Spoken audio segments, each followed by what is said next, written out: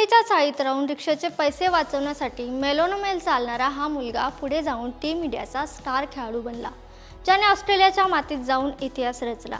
त्या अजिंक्य रहाणेचा आज 38वा वाढदिवस। त्याच्या संघर्षाची कहाणी पाहू एका मिनिटात। आज आपण त्याच्या यशाचा जगमगाट तर बघतोच, पण त्याचा हा प्रवास एवढा सोपा नव्हता। हा प्रवास सुरू झाला त्याचा डोंबिवलीतील एका सर्वसामान्य कुटुंबातून। वडिलांची म्युनिसिपालिटीत नोकरी आणि घरची हालाकीची परिस्थिती, त्यामुळे सुरुवातीला स्वतःचं तिकीट घेण्यासाठी अजिंक्यकडे पैसे नसायचे। घराला हातभार लावण्यासाठी त्याची आई दुसऱ्यांची मुलं सांभाळायचं काम करायची, तर हा पोरगा मुंबईत प्रॅक्टिससाठी रिक्षाचे पैसे वाचवण्यासाठी तासनतास पायी चालायचा।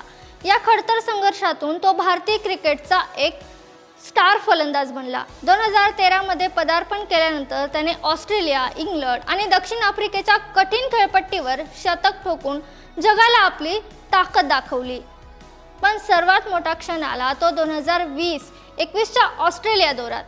विराट कोहली माघारी आल्यानंतर तुटलेली टीम सावरायला हा पोरगा मैदानात उतरला आणि त्याने इतिहास घडवला। आजही मैदानात शांत आणि संयमी असल्यामुळे त्याला खऱ्या अर्थाने अजिंक्य म्हटलं जातं। आज 38व्या वाढदिवसानिमित्त या जिद्दी खेळाडूला खूप खूप शुभेच्छा।